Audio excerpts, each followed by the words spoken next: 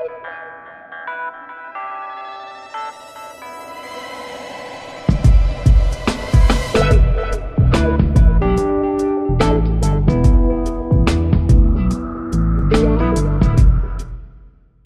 Excellency, we are really pleased to welcome you here at this outstanding international event, and Invest Foresight, an online business magazine, is an information partner and supplier of this forum arranged by the National Academy of Public Administration and National Economy.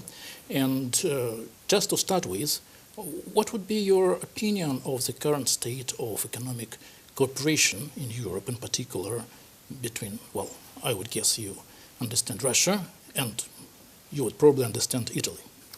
Well, I think in Europe there is a perception in some of the countries of the European Union, including Italy, that cooperation with Russia has been restored and has been improved and should be further improved, because in some recent years we note many Italian investors deciding to invest further in the Russian Federation, despite the sanction, despite the stupid policy based on the sanction, which is affecting my country, Italy, more than Russia, is affecting Europe more than Russia.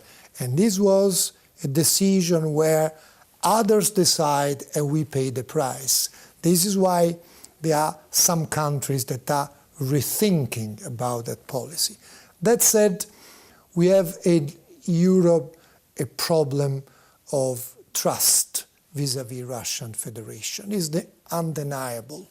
There are some countries that don't trust at all Russia.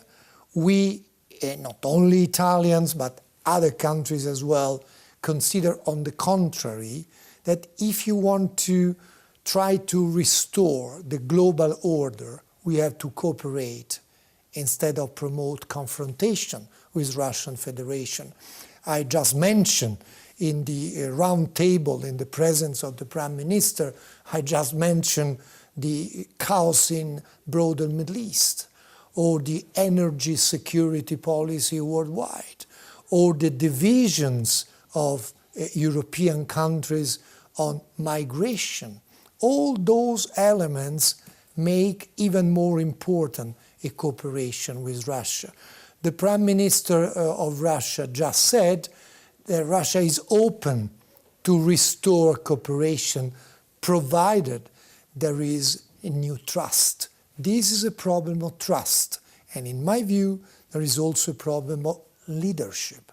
Leadership means to explain to the ordinary people that is in our advantage to cooperate to restore a global order instead of being affected by terrorism or instability or poverty or mass migration. These are leadership. Unfortunately, I don't see now in Europe so many leaders. Well, excuse me, Your Excellency, but you just said leadership. Well, Italy is leading in restoring or maintaining, whichever way you prefer, relationships with Russia in every aspect, including economy. In this regard, would you allow me to ask whether you think there are good prospects in expanding or building new pipelines? I would primarily refer to Trans-Adriatic pipeline, which Gazprom is now aiming to use for supplying. And Italy is one of the major players in this regard. So how would you see the international or European-Russian energy cooperation? Well, I think Italy, as you know, is one of the countries of European Union that are the most diversified in energy supply, because we get supply from Algeria, from Libya, but we consider Russia a viable partner. And we will continue to increase our cooperation, including the project you just mentioned, the pipeline, Trans-Adriatic pipeline. Then the current government recently said, with no doubts, that the project will be realized, will be done according to the schedule. I'm convinced that all those initiatives aiming at intensifying our energy cooperation, Italy, Russia, Europe, Russia, are in the mutual interest, are not a gift to the Russian Federation. Let's consider the so-called Nord Stream pipeline, considering Germany as a main counterpart of Russia.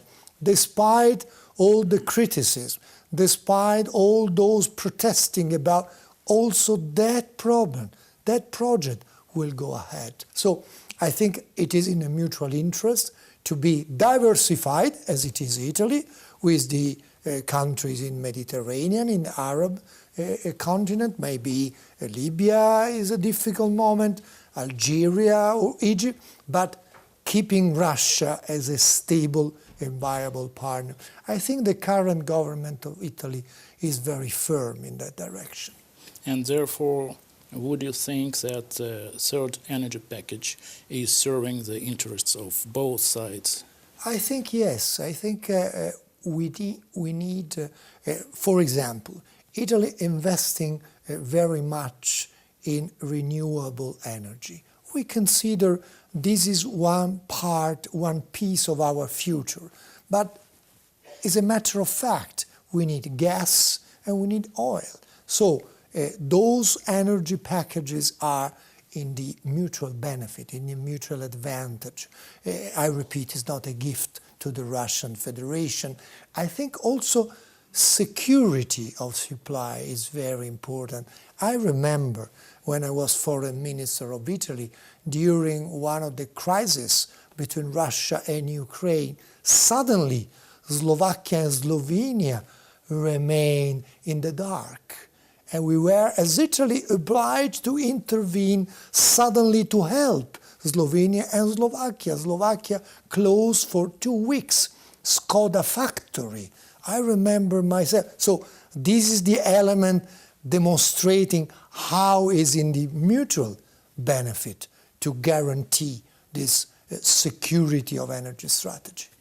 And continuing the renewable energies that you mentioned, when you said Italy is investing heavily in that respect, do you mean investing domestically, or would you consider there is a good prospect for Italy to invest, say, in Russia? Because Russia would also need, as a country trying to advance alongside the rest of the world in this regard, it may need some expertise and investments, and Italy might be a good example to once again lead that sort of cooperation with Russia. Absolutely. It would be the interest of Italy. We are investing domestically for the moment. In other countries, there is the problem of sanctions. There is a problem of sanctions. Sanction covering maybe some part of technology that is needed for renewable energy. I think it would be in the interest of Italy to try to find a way, maybe to create an Italian factory in Russia. It has been done in other sectors, where there are Italian investors that decided to establish a factory to produce in Russia, and this is not covered by sanction. The same could apply to technology for renewable energy. I think it should be in the interest of Italy, and the Italian entrepreneur associations are pushing the current government to explore new ways for those solutions that are not against but are not covered simply by the sanction policy. My personal view is that there should be enough leaders in Europe to revisit sanctions-based policy, to reduce and then to cut and to lift. We are not yet ready because there is not yet enough countries that share the opinion of Italy and maybe of other countries that the time has come to lift sanctions. Well, Your Excellency, since you have mentioned sanctions on several occasions, well, I have to ask, if you, as you have said, they are hurting Europe and Italy in particular even more than Russia, why would Italy, for example, keep voting for extending sanctions every 6 months? It is a good question. We should ask the question the current government. In the government, there are different sensitivities. There is one of the ruling parties, the League, led by Mr. Salvini, who said publicly many times it's time to lift sanctions.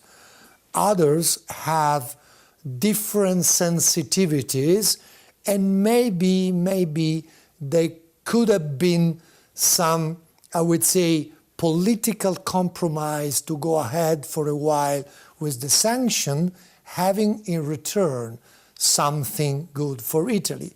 I don't know. I don't want to go in details. I repeat, the guidelines of Deputy Prime Minister Salvini is the right one. The time has come to think about lifting sanction. In my view, there could be a number of countries, because as you know, for the renewal of sanctions, we need unanimity. So only Italy plus, I would say, Greece plus Austria plus Hungary plus Cyprus would be enough to avoid a renewal of sanctions. Is there enough leadership? I don't know. But if that ever happens, would that mean that having revoked sanctions, European Union would accept the current political status quo or geopolitical status quo, let us put it this way? Europe is hugely divided on foreign policy, on security policy. We should, first of all, we Europeans find again the reasons to stay together. I'm not dramatizing, but unfortunately, I see huge division on some key pillars of our treaties. If there is a division on the principle of solidarity, this is said as one of the principles of the treaties. Are there the good reasons to stay together? My answer would be yes, but we have to be clear what are those reasons. Not the one of deciding sanctions at the expenses of one or other countries of Europe, not turning back before migration at the expenses of Italy or Greece. This is not a good reason. This is a good reason for divisions. So I think there should be a political, highest level discussion on the good reasons and the good advantages to stay together. I think there are still good reasons to stay together. But for example, on sanctions on Russia, we will have to be very frank and very clear. Is that in the interest of Europe? For me, it's not. For other countries, maybe they share the same opinion. But at least let's have a political discussion. You know how there is the renewal every 6 months? In A point, I've been Commissioner of European Commission, I know. A point means there is a proposal. If nobody is raising doubts or objection, it's taken as approved. Is it possible that a decision so heavy is renewed every 6 months in A point? It is not. Let me put it this way. Would you think that a forum like this one, Gaidar Forum, is one of the mechanisms that can let Europe and the rest of the world to overcome the divisions, the differences, the contradictions, and to somehow bring the nations to brainstorm the current complicated situation, let's face it, and, well, keep moving forward in every respect. I mean, both economy and politics and culture and whatever. It is one of the most important opportunities I've seen so far, because there are many common issues where Russia and the West have a common interest to cooperate and to go forward. just in the presence of your Prime Minister, I raised the point. There are some apparently minor issues, like Transnistria crisis, lasting 20 and more years, even more. I'm the special representative of OSCE for Transnistria. During last year, in 2018, I brought around the same table in Rome the governments of US, Russia, Ukraine, and the representative of EU to sign a common document around me on the same table to get some progress. These are concrete results that Russia cooperates, America does not oppose, and so on and so forth. So let's cooperate, let's talk. The other example I would mention, there is the Eurasian Economic Commission and Economic Union. Let's restart at level of economic cooperation a dialogue between European Economic Community and Eurasian Community. Is it possible? Yes, it is. There is a technical table that did not disappear despite this difficult moment, is still alive, is still active.